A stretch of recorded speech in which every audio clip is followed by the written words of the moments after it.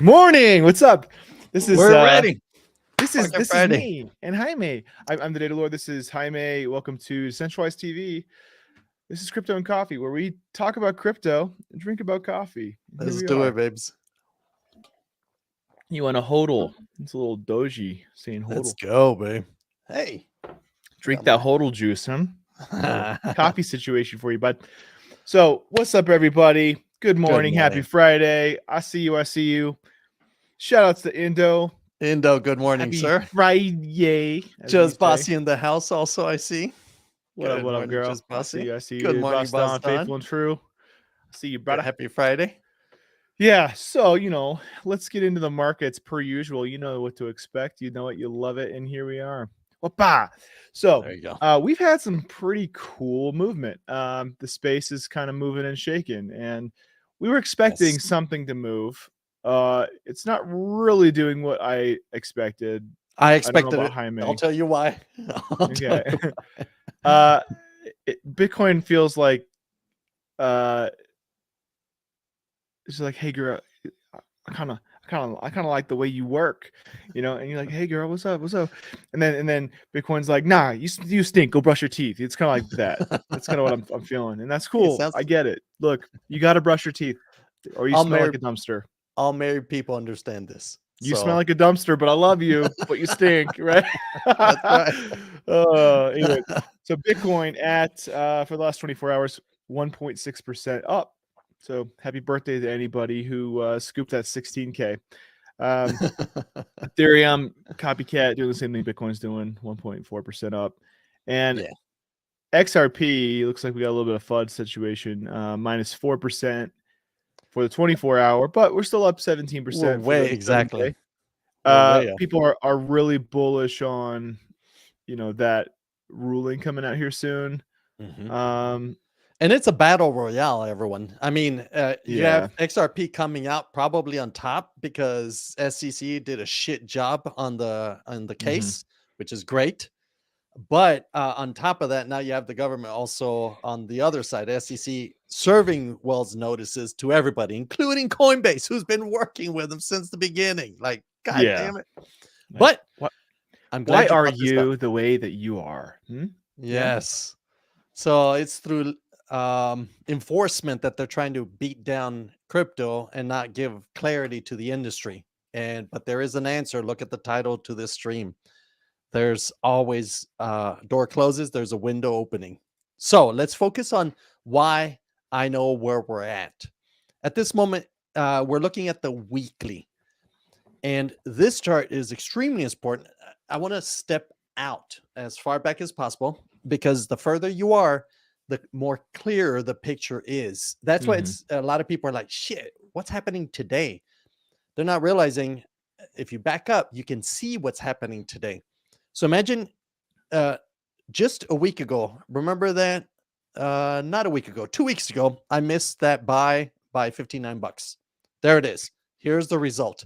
This, my friends, the 50 moving average with a 200 moving average was a death cross back in February, beginning of February. We held it as resistance, did a dragonfly doji, which is a bullish. A green one is more bullish, but a red one is also bullish. And look at this. It broke through a cinder block wall. So you can only imagine what the result is. If you punch through, you got to pull back out.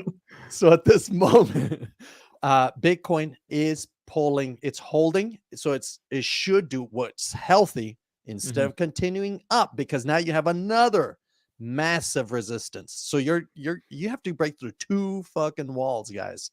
So in this case, the next wall we're looking at is this support level for almost over a year.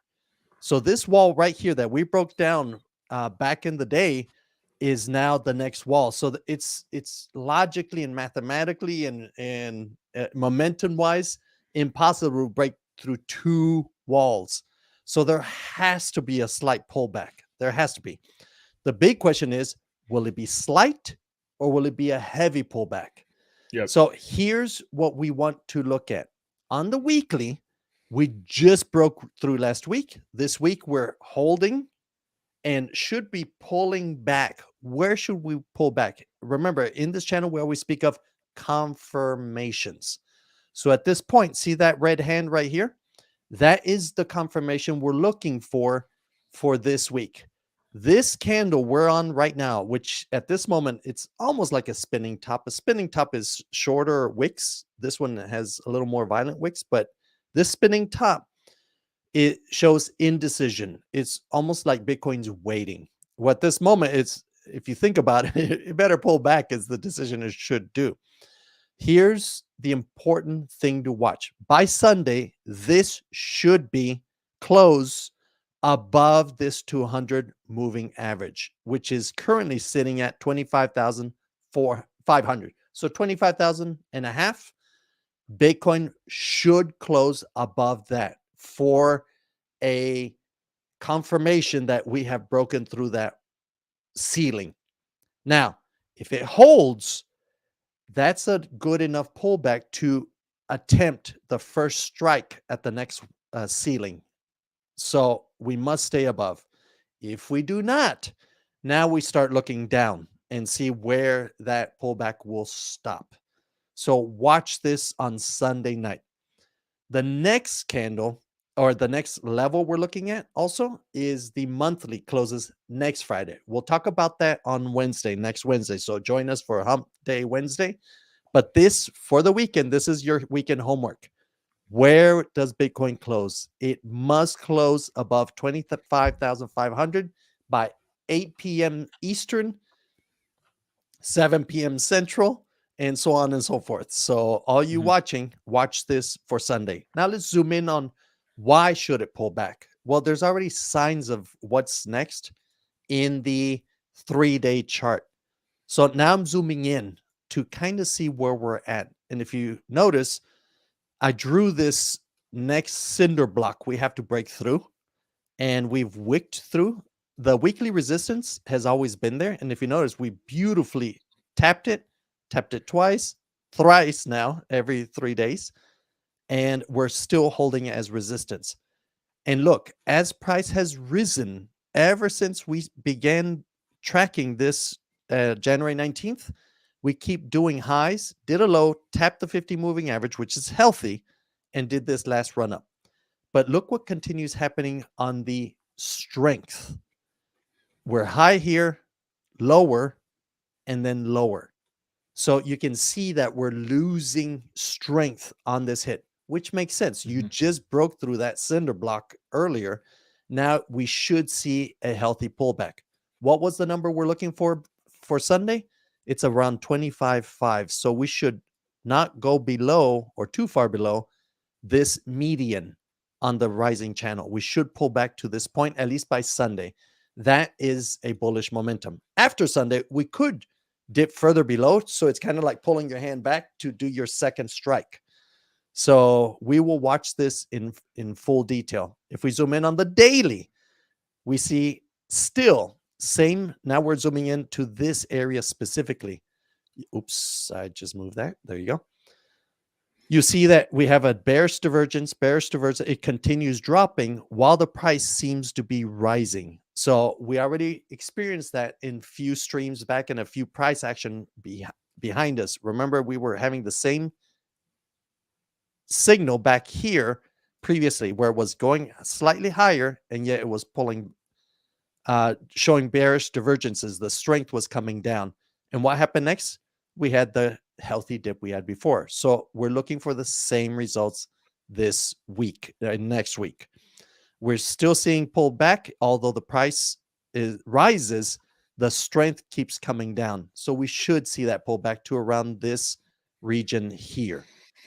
So guys, we have a homework for this weekend. Watch this. And what is happening is supposed to be happening. And again, do not long at resistance. I'll tell you later, do not short at support either. But at this moment, we're at resistance. We have two cinder block walls. We just broke through one. We had a cold pull back and now strike again on the second one. That's what we're going to look for. So let's do this, baby. And don't miss your buy orders by $59, right? Yes, for the love of God. Oh. Yeah, I'm watching this. I'm not going all in, but I'm entering now and not so greedy. Yeah, yeah. Ouch. Jaime, thank you for the analysis here. Looks like we actually have some on the macro view at least. We have some decent clarity as to what happens in case A or case B. So, um, yeah, just watch and wait. It's kind of what the instructions look like. Yeah. Oh, I just realized I didn't show the lower time frame, did I? As I was demoing. No. Go God, ahead and whip it out. Whoop-ah! let's whip it out. Sorry, guys. Jesus Christ. Oh! Let's do this. So here we go. This is what I was showing you guys. I'm sorry. Brandon, you got to say something, bro. I did just now, boy. Okay. So here's what I was speaking of on the lower time frames. So I zoomed in on the 3-day, guys, and here's what we're looking at. Like it happened before, do you see the price action rising and the strength is lower and lower? That's what this is, the RSI, relative strengthening in indicator, where it shows us that we had a lot of strength above the 70 level here, and as price keeps rising, this keeps dropping. So now we had that healthy dip and rose again to hit this cinder block, break into it, and now this is the second cinder block we have to get through right here. Yeah. And so there has to be a pullback. We can't, it would not be healthy for Bitcoin to continue shoving. He doesn't have the strength to do it. So here's what we're looking for this weekend is to stay above that 25.5, and on the zoomed in level, it sits around this, just below the median of the rising channel. Now let's zoom in even closer so you can actually see what I mean by losing strength. Look at what happened earlier. And all of you watching this channel have seen this effect before, where we saw the rising price, yet the strength kept coming down here. So what happened next? We had a healthy pullback to the FTX breakdown level and rose again. And here we go, rising, rising, rising. And look at this again. We had bearish divergence, meaning it was losing strength as price was rising. That's usually an indicator that the next step is a pullback. Well, we had that healthy pullback. In the case of this chart, we pulled back to the 200 daily moving average, which is a very strong support area. And now we're way back up here, broke through that cinder block we were waiting for. And now we're at the second one. And look what's happening now. Let me zoom in. We are losing strength again. What's the next logical thing? Is a pullback before we strike the second time for this second cinder block we're gunning for. So this weekend, we need Bitcoin to stay above that 25.5 level for confirmation of the breakthrough 200 moving average on the weekly, and then a reattempt to go forward. But if we pull back, it doesn't matter. After Sunday, we'll deal with that on Monday. I'll give you more details, but the homework for this Sunday is stay above 25.5 on the weekly, and that will show us that we have a very good chance at the next attempt forward. So that red hand right here is what matters this weekend. Let's not look too far forward. Baby steps. We got to stay above 25.5 right here. Monday morning, we'll give you an update.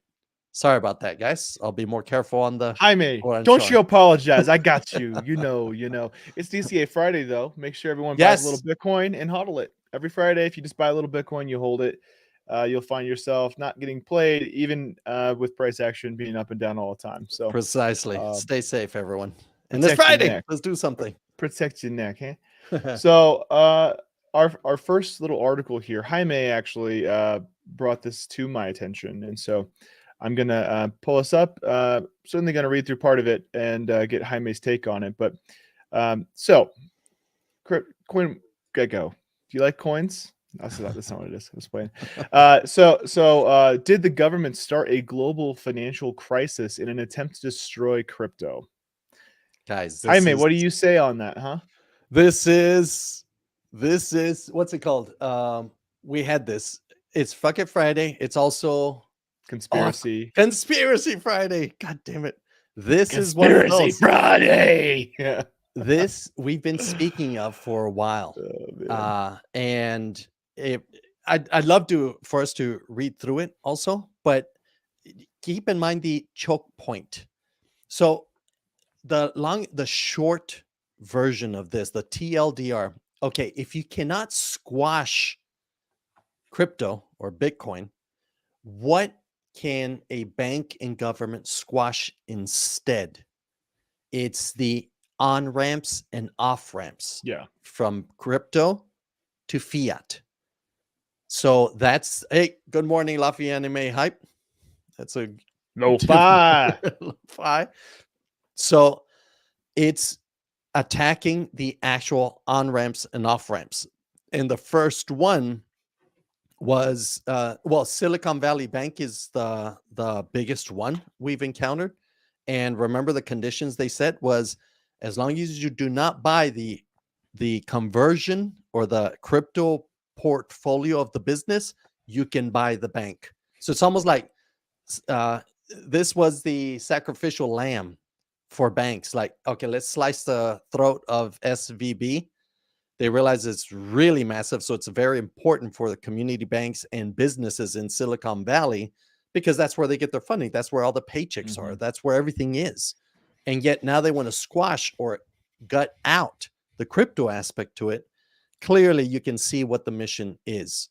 And on top of that, you have the SEC doing Wells notices to, of course, a lot of the institutions' exchanges, but now even Coinbase, who's been working closely with them for years, got the Wells notice. So that's what this article is speaking of. It's, if you look at the facts of what's been happening with the industry, with Solana, FTX was outright fraud. And I believe FTX and Scam and Freed was a plan. Spankman Freed. There you go. It almost Spankman. seems like he's a plant to through political system to squash the industry. Like, it was outright fraud. Even the Enron CEO that came to clean this mess up, it's like, bro, this is insane. So you can see that if they cannot fight it, they'll join in such a way and then kill all the ramps, entry and exit ramps. And that's one way to control the audience. The problem is, guys, here's the problem. Who suffers the most? It's the Americans. Jaime does. No, the Americans.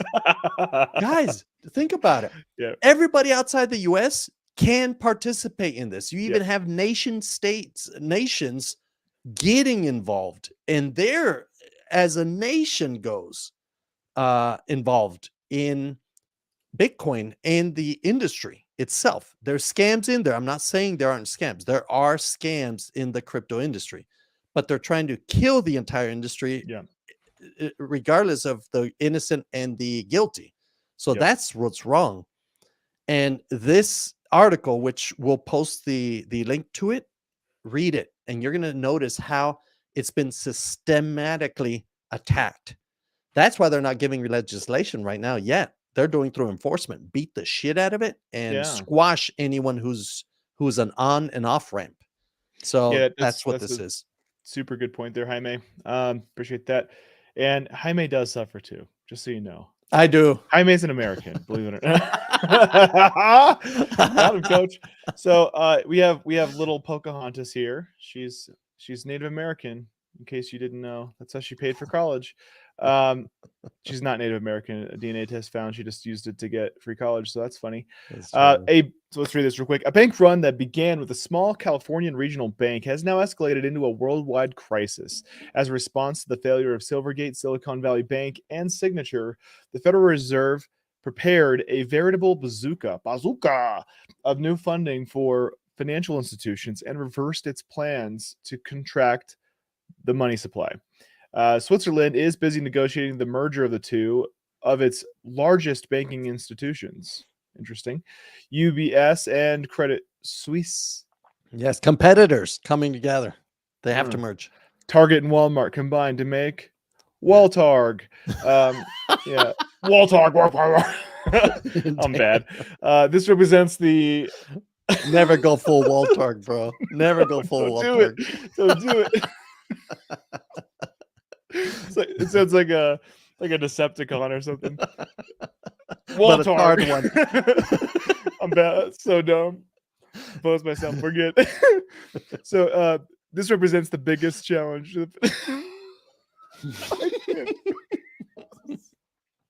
You went Waltard, bro.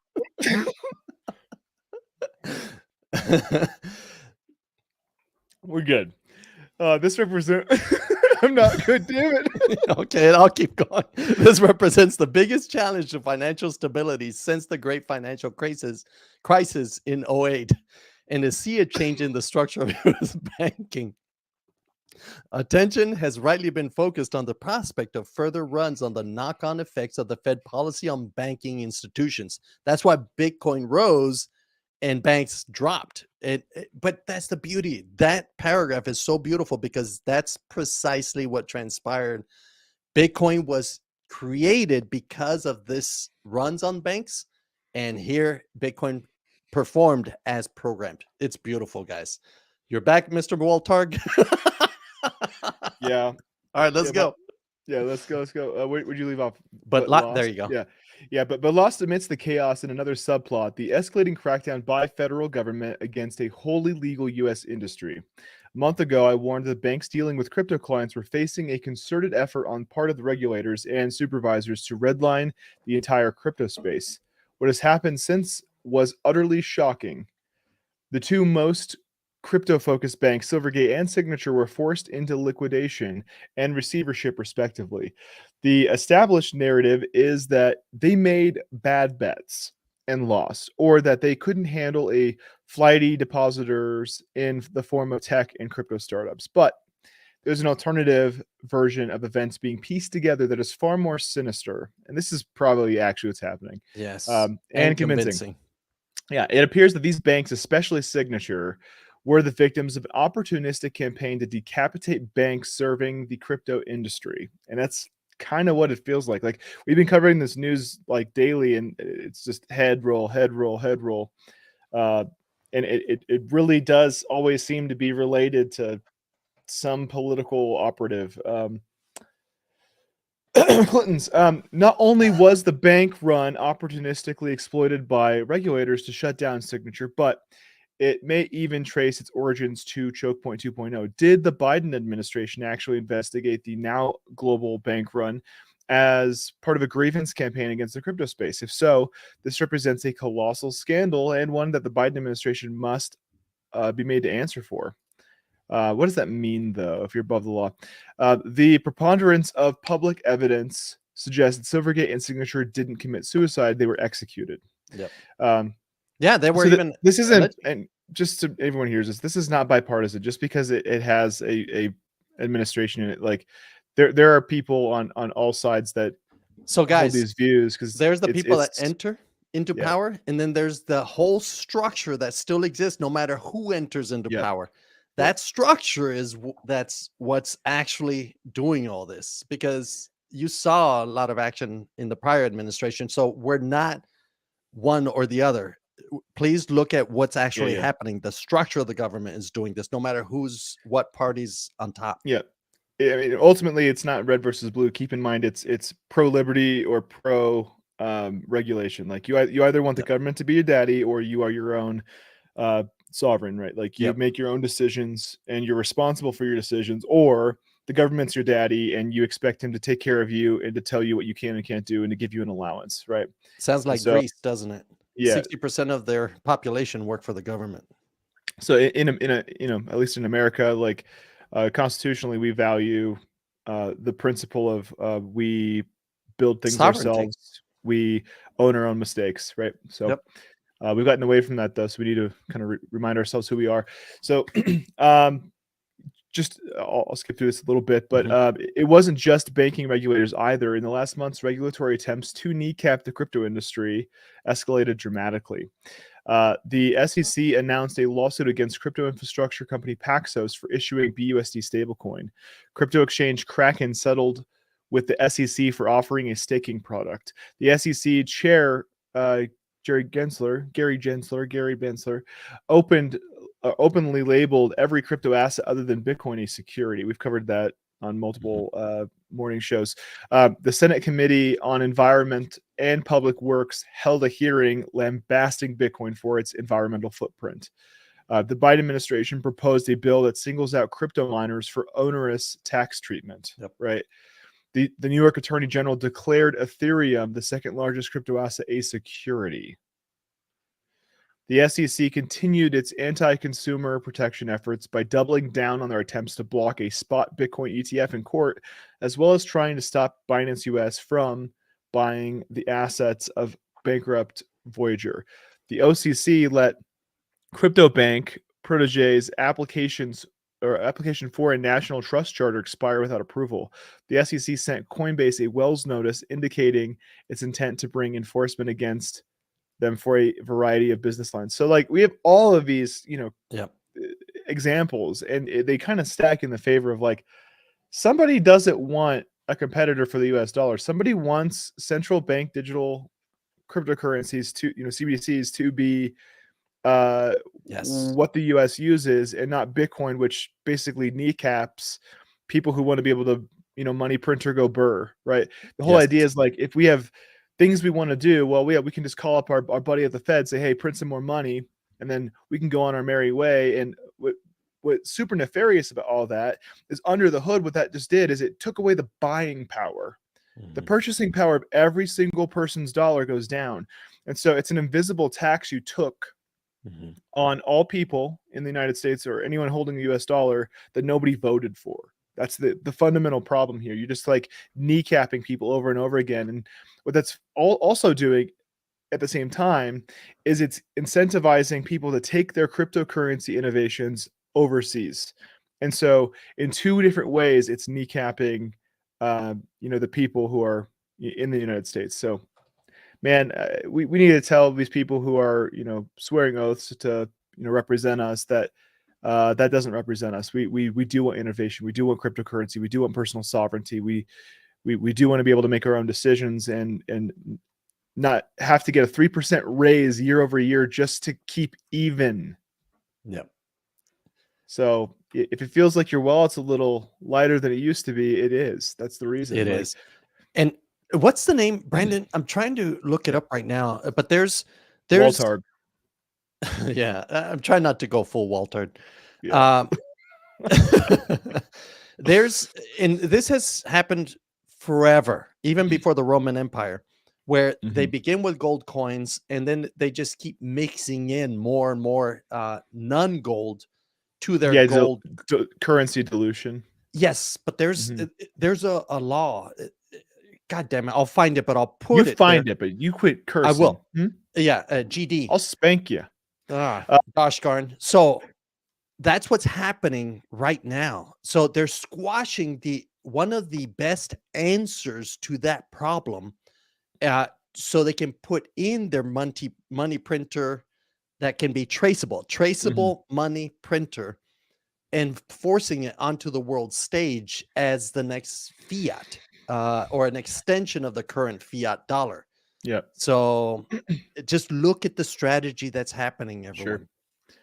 Yeah. I mean, sober look here, Jaime. Thanks for the Conspiracy Friday, because this is certainly what it feels like, man.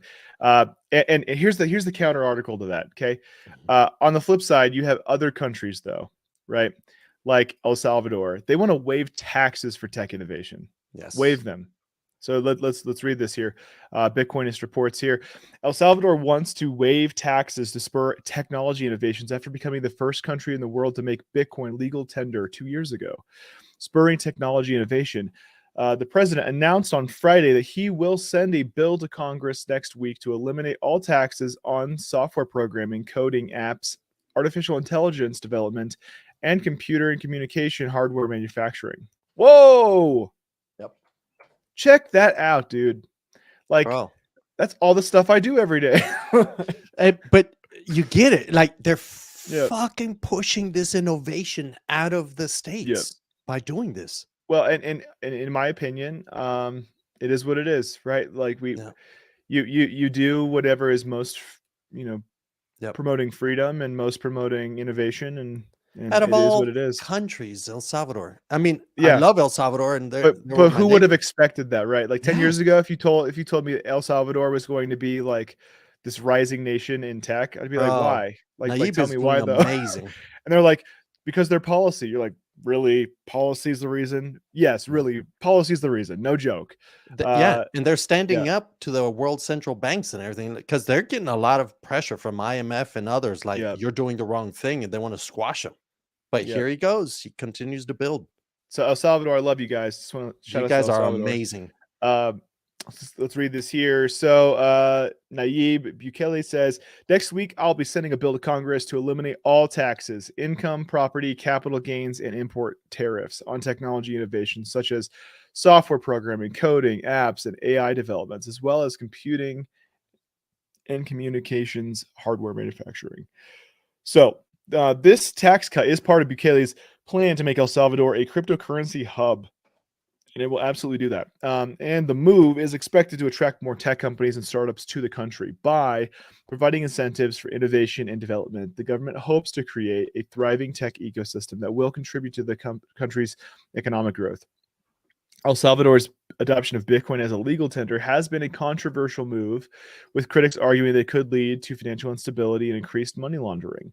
Um, yeah, with a public ledger, that totally happens. Other expected a collapse of Bukele's government due to strained relationships with the International Monetary Fund, and that's what Jaime was referencing. However, Bukele has defended the decision as a way to provide financial inclusion for the unbanked population and promote economic growth in the country. By waiving taxes on technology innovation and supporting the development of Bitcoin mining industry, the government hopes to position the country as a leader in the crypto space. So El Salvador is set to issue Bitcoin bonds. In addition to the tax cut, El Salvador also recently approved a law for the issuance of bonds backed by Bitcoin. What? Yes, the volcano bonds. The legislation includes a legal framework for the issuance of Bitcoin-backed bond, also known as the volcano bond. The bond is volcano. The bond is named after the country's active volcanoes, which will provide the renewable energy needed to power the Bitcoin Geothermal. mining industry. Geothermal, guys. So Iceland totally is the world green. leader in that. Yeah. That the bond is designed to support. These securities were first announced to Bukele in November 2021. The goal was to raise $1 billion for development of Bitcoin mining industry that runs on renewable energy. However, due to the crypto bear market in 22, bond issuance has been postponed several times. The digital asset bill was finally introduced into legislative assembly in November 2022, where Bukele's party, the Nuevas Ideas, had a large majority. The bill was passed with 62 legislators voting for it and 16 voting against it. Well, I see you guys. You guys are turkeys, turkey in the dale. Bitfinex, a cryptocurrency exchange, earlier this year also announced that it will be an infrastructure provider for the Volcano token, which is the digital token that will be used to raise capital for the bond issuance. The exchange said that Volcano token will help El Salvador pay down its sovereign debt, direct funds towards the creation of Bitcoin mining infrastructure, and fund the construction of Bitcoin City. Bitcoin City! Mm-hmm. So, yeah. So shout outs to my wall targets out there. I see you. I see you. Gundy, yo, Gundy in Yay, the Gunner! house. He's like, yo, it's a effing awesome Friday, Crypto Nation. What's up? What's up? And Nemesis, my boy, saying, yo, Good morning, Nemesis. Crypto Nation. Yeah, Nemesis is a dope miner. He does a lot of GPU and ASIC mining. So Yeah, we're shout trying outs to to my boy. raise opportunities also. Yeah. Funding. Samson Mo will tell me when and how I can get involved. He's helping Bukele set the framework on this. Nice, dude. Yeah. So appreciate the engagement here, guys. So yeah, El Salvador is doing it right, man. They're setting a precedent for like what can be done. And Mhm. what I like about this is the free marketplace of ideas creates pressures. If someone does something nice, and does it well, people will say, "Hey, I like that," and they'll use it. If someone does Yes. something poorly, they'll say, "Screw you, I'm not playing your game," and they'll go to where it's better. So we need to have a true free marketplace of ideas where may the best idea win, right? And El And Salvador that's is not it's far to happening. drive to, guys. So worst case scenario, and they'll give you a Yeah, residency if you show up and with your software development you can projects. drive through the ocean. It's fun. No, Uh, actually, Mexico and Guatemala, you good. oh wow, you got to go fast, I guess, huh? So our next section here is pretty dope. I want to give a shout outs to my friend Josh. He was talking with me about this, and I figured, you know what, this is probably something we should be talking about. So Bitcoin itself has a upgrade called Taproot, and there's this new thing called ordinals. Okay, and ordinals are basically NFTs on Bitcoin. Yeah. So Bitcoin itself found a really clever way that wasn't originally intended on Bitcoin, but totally works, to store NFTs on Bitcoin. So actual NFTs on a proof of work token. Um, that is not just a proof of work token, but the proof of work token. Yes. Like the cryptocurrency. So, Yes. and I know Bitcoin's not a token, to be clear, but to get into this, so what are ordinals? Ordinals are what these are called. A beginner's guide to Bitcoin NFTs. So ordinals are the new thing taking over Bitcoin by storm. Monday, February 13th, inscriptions using Ordinal passed 100,000 as users flood the network with images, video games, and other content. Ordinal inscriptions are similar to NFTs, are digital assets inscribed on a Satoshi, the lowest denomination of a Bitcoin. Inscribing on Satoshis, named after the pseudonym of the Bitcoin creator Satoshi Nakamoto, is possible thanks to the Taproot upgrade launched on the Bitcoin network in November 2021. So we're going to get a little of the technicals here because this is super rad. Mhm. What is a ordinal inscription? So Bitcoin developers have worked to bring non-fungible tokens or NFTs to the number one blockchain for nearly a decade, beginning in 2014 with the counterparty, the creators of Rare PP, NFT collection, followed by Stacks in 2017. The inscription process writes or inscribes the data of content stored into the witness of Bitcoin transactions. The witness was introduced in SegWit upgrade to the Bitcoin network in 2017. What the team came up with, ordinals, is genius. Alex Miller, CEO of Hero, a developer for layer 2 smart contracts platform Stacks, told Decrypt in an interview, it's super core to the Bitcoin ethos in that they basically took several different things and pieced them together in a way the original creators did not foresee or expect. The first step in the creation of ordinals is users downloading the Bitcoin core and syncing the node to the blockchain.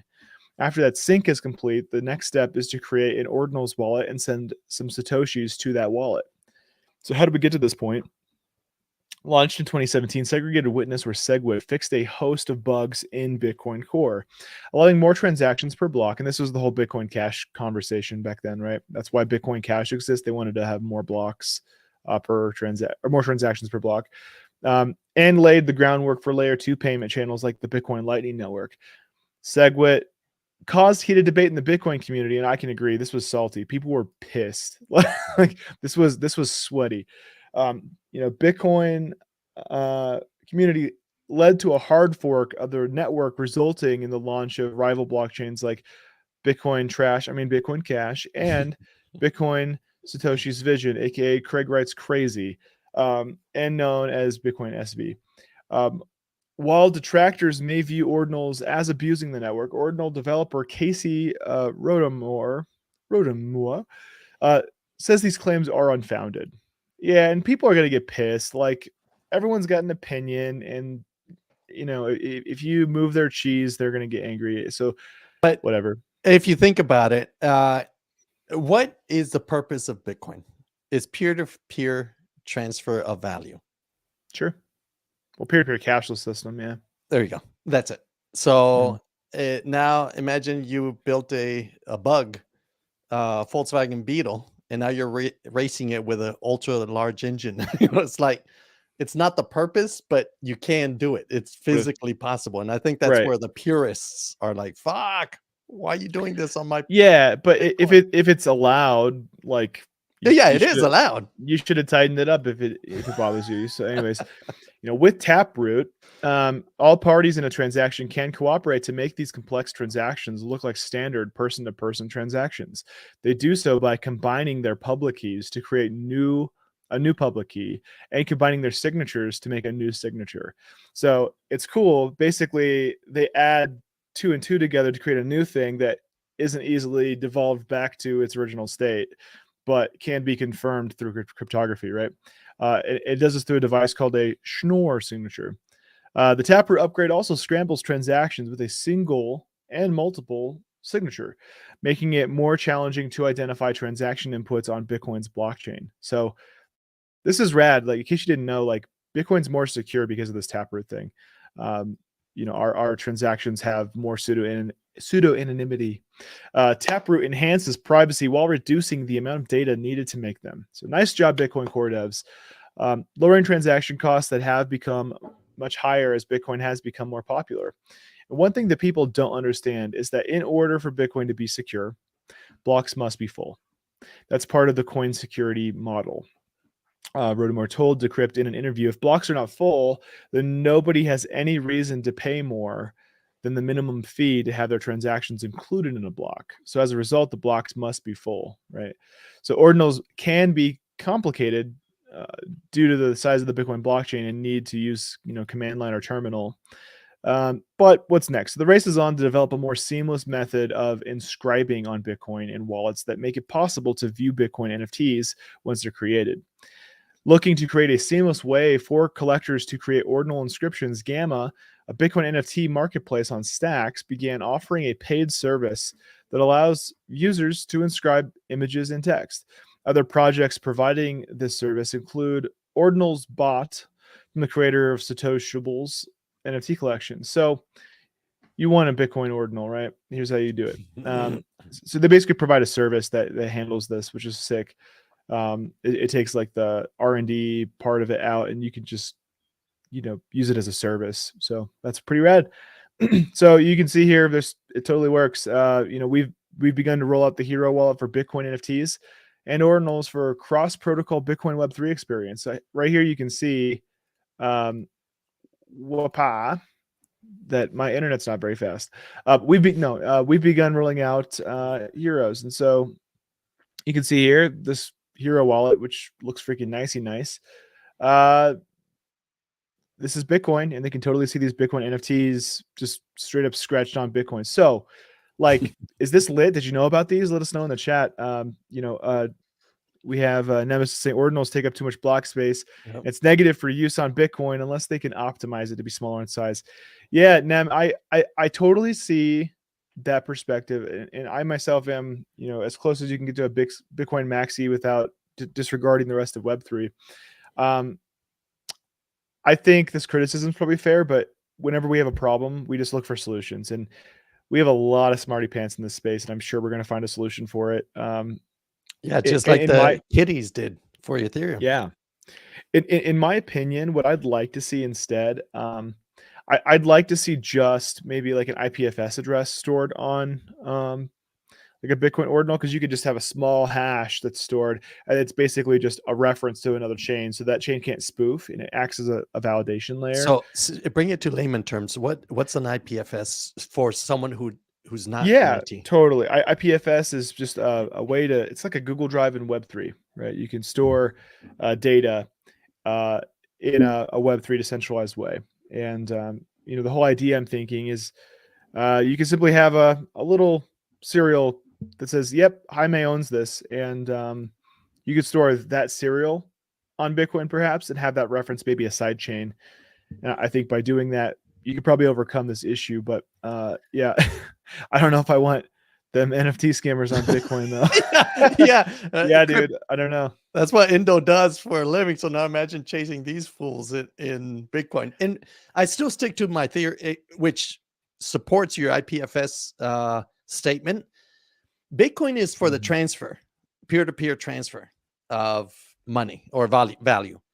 So if this NFT is going to have value, reference it and use Bitcoin for its intended purposes, which is the transfer of it. So That's really what I think should be the case. I think sidechains are the answer. I think we're going to have a huge interconnected blockchain yep. um, ecosystem. I really kind of reject the idea that like it's just going to be one blockchain to rule them all. Like there's too many different use Yep. cases why you'd want to it's just like when you play Halo or something, like do you always use the same gun, or like sometimes do you pick up the shotgun because it just has a different utility, right? Mhm. There's a time for each tool, I suppose, is the Yep. point I'm making, and there's a time and a place to use different blockchains. It's Yep. like two-factor authentication of Bitcoin. Yeah, man, that's exactly my thought. Is like, what if we just use Bitcoin for its hyper security as like Yeah. a validation layer, and then we store all the super fast and larger information on a side chain, and It's a make it ledger, so that guys. yeah, Use it as a ledger, global ledger. That's yeah, it. proof of funds, right? Yeah. So super interesting. Did you know? Please let us know in the chat. Did you know about ordinals? Did you hear about them? Have you ever played around with them? Did you have opinions about them before we talked about it? I'd love to know, because yeah, the whole topic is fascinating. That the space isn't talking more about it because it seems like a pretty controversial topic. With the But maxis, it is for yeah, sure. let us know what you think. Our next article here: ChatGPT can now access the internet. What? With new OpenAI plugins. So let's read this. OpenAI said it's initially rolling out the plugins to a small set of users to study their real-world use and impact before expanding to larger scale access. And this guy over here is like rubbing his computer screen like a weirdo. He's miming or something. Okay. That's nice. I like that. Artificial intelligence chatbot ChatGPT can now retrieve information from online sources and interact with third-party websites via a new plugin feature introduced by its creator, OpenAI. The plugin feature is still in its limited alpha phase and will only be available to a small set of users initially before rolling out to large-scale access. Users must add themselves to a waitlist in order to access the new feature on ChatGPT Plus, the firm said on March 23rd announcement.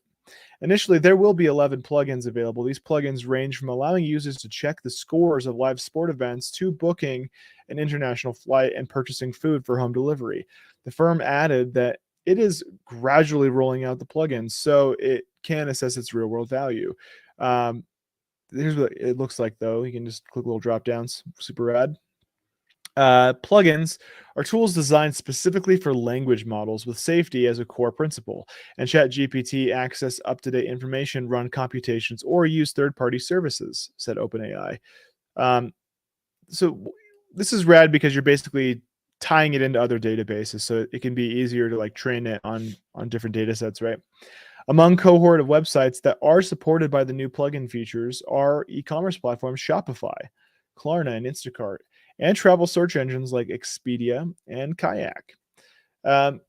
So Expedia Group here saying, with our new AI plugin, a traveler can start a conversation with ChatGPT to explain or to plan their next trip, complete with access to up-to-date information on availability of price of flights, hotels, vacation rentals, activities, and car rentals across the world. So here's where this is practical. If you are like into, hey, I want to go to, El Salvador, from this state to this state, find me the cheapest, accommodations. It can do all that and get you the cheapest hotel, the cheapest planes, everything that makes sense, and do all that crazy work for you. So it's cool to use tech to do some of the heavy lifting, kind of like a butler, Mhm. techno butler, techno butler. That's literally what this is that butler to do that homework. Instead Yeah, of a human, you're relying on AI to do this for you. right. The plugins also include the math computer Wolfram for carrying out calculations, and the business message app Slack, according to announcements. So other apps like Fiscal Note, Milo Family AI, OpenTable, Shop, Speak, and Zapier. Those are all like automation integrations, right? Mhm. How does it access the web? ChatGPT uses the Bing API made by Microsoft to search for information along with text-based web browser to navigate results and interact with websites. So I think the reason some people might be wondering, why is it Bing? I think Google is making their own AI, and Google probably isn't Yes, that's playing it. nice about their own like search engine. So Microsoft's like, fine, screw them, we can compete. And so And Yeah, since they're the ones that bought Chat GPT, it makes sense that they would use yeah, their own browser and their own search engine sure. to integrate. Yeah, yeah.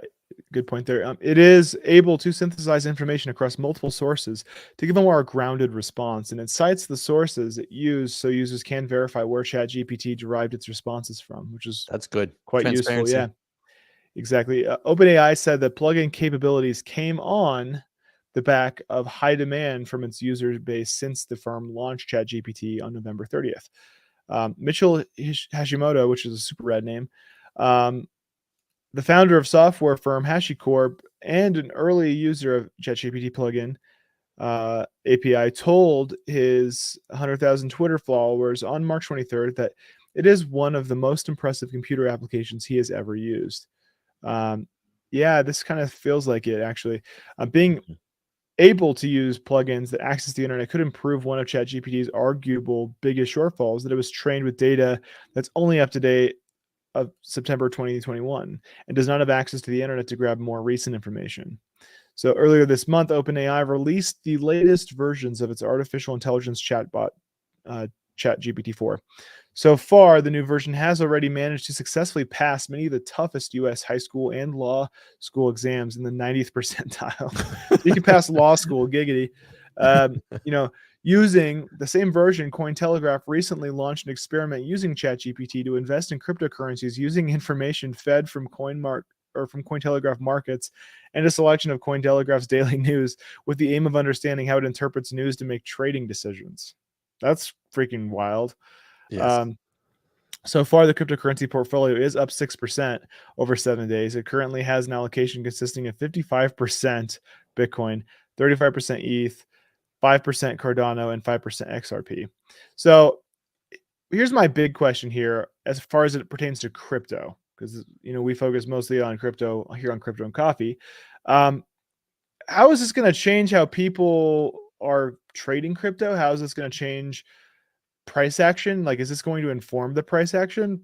I think it will. I really think it's going to. Nem says there is a person that used ChatGPT that wrote code for a coin that was a rug pull. It'll get worse, in my opinion. Worse and better. I think Yeah. both. I think all it's going to do is throw a multiplier on all the legit things and all the Hmm. nonsense. I don't think it's going to change the quality. It's just going to make them a louder version of whatever they were. So Yes. So if it's shit yeah, in, shit out. Now instead of a small little turd, it's going to be a massive little one. So the market will sort this out yeah, on its own.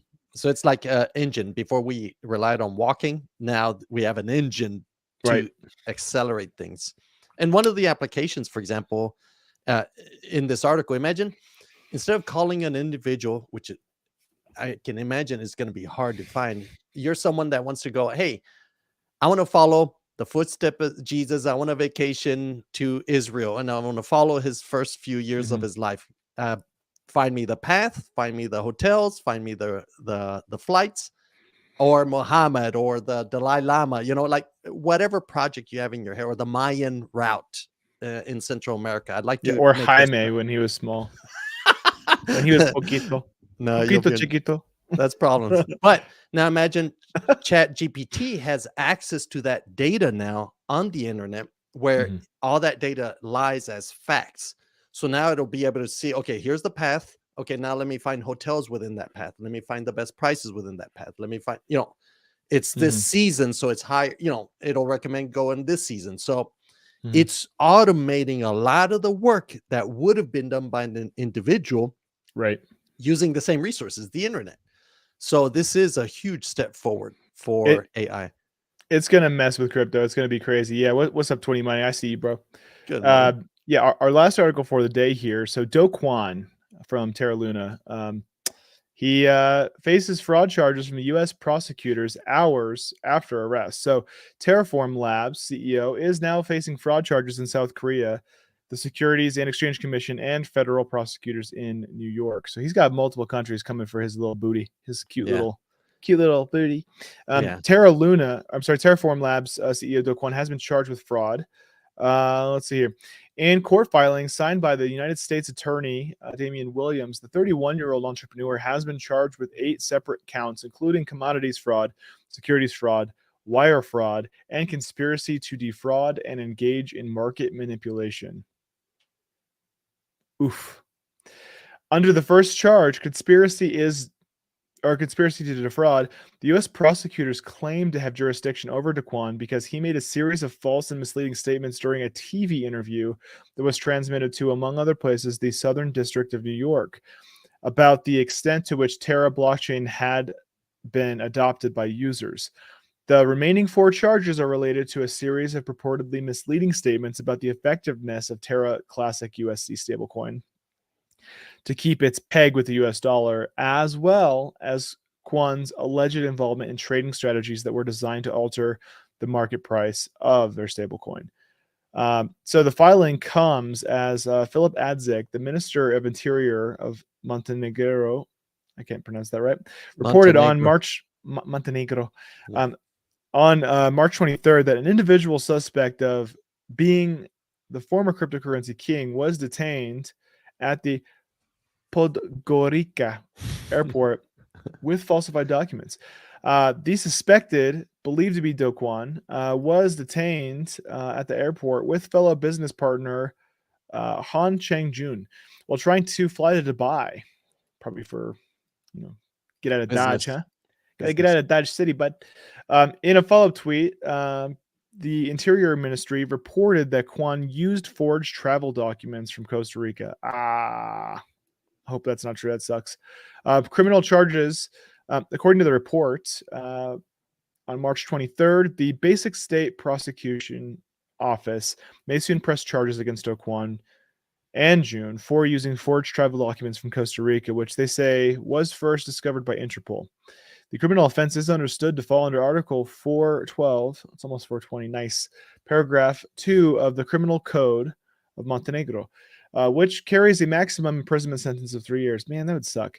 But also do the crime, do the time. A luggage search also found forged Belgian documents, along with 3 laptops, 5 mobile phones that were taken from them. Southern Korean prosecutors issued an arrest warrant for Do Kwon on September 14th, who faced a series of fraud charges and breaches of capital markets law in his home state.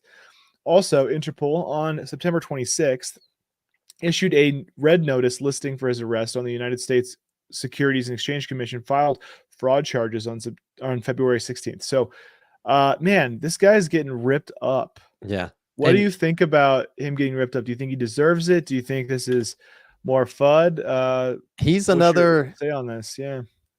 He'll have to respond to, what he said, etc., with the facts. Yeah. But don't forget, he is.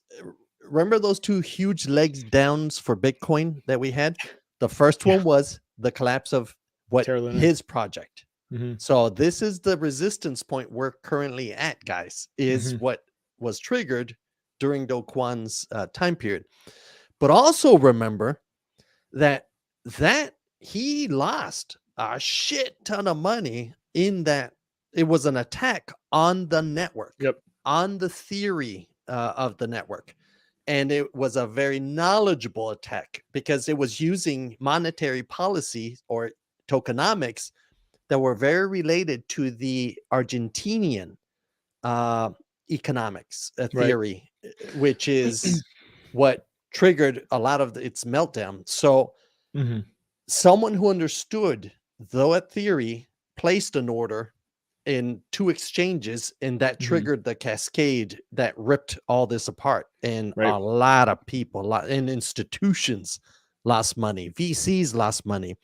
So you can see why they're really coming after this guy. But it's almost like they're wagging the dog. They're going after him, beating the shit out of him, and he's the example to be set, not looking at who triggered all this and who made that transaction in the past. So we should go to that level. But here he is. He's going to pay for that.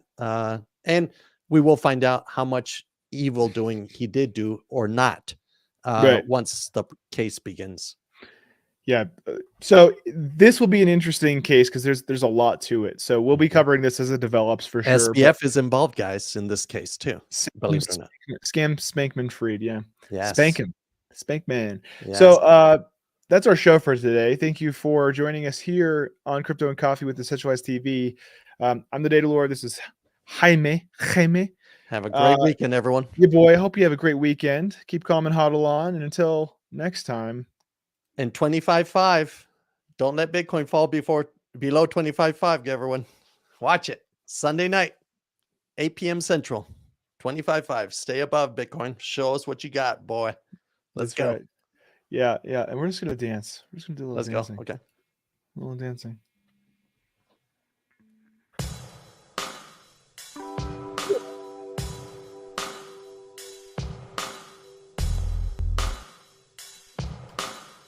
Yeah.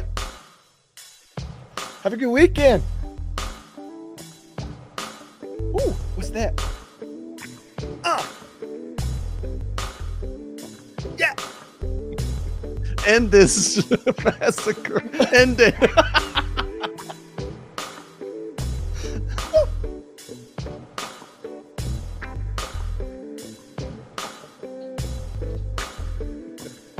Please end.